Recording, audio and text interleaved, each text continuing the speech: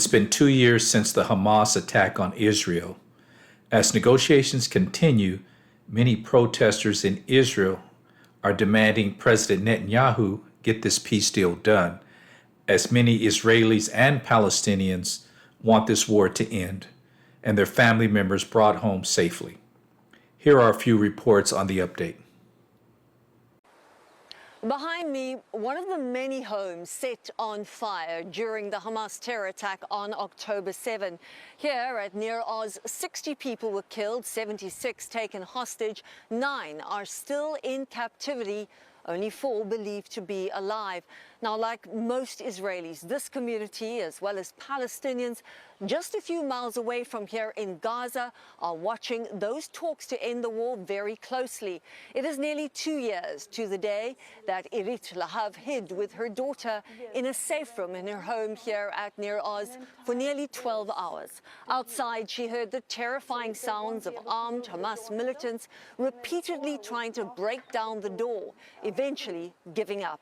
Lahav told us she does not want revenge, but she does want closure and cannot begin to heal until all the hostages are home.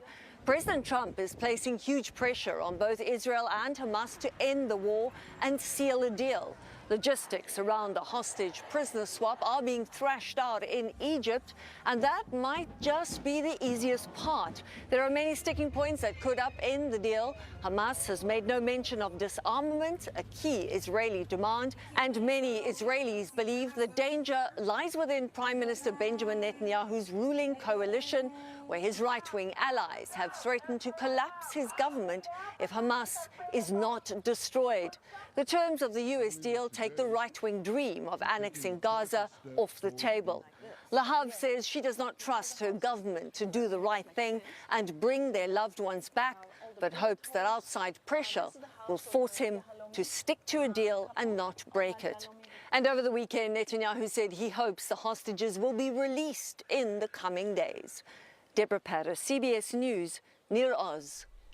What those talks should be about, and some of that conversation is already happening now, it's not waiting until Monday in Cairo, is the logistics behind the release of these hostages. How do you stop the fighting? Who's going to go in and get them? You know, when are they going to be released? Where are they picked up? What are the processes for this?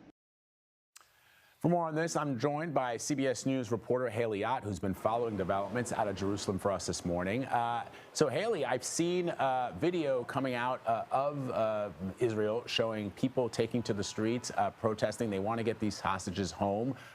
And it sounds to me, or it looks to me, as if those protests are there to pressure Prime Minister Netanyahu to accept the deal that President Trump has laid out. What are you hearing? Good morning, Vlad. Yes, people have been taking to the streets here and demanding that their government do something, work to achieve this deal in order to bring the hostages home.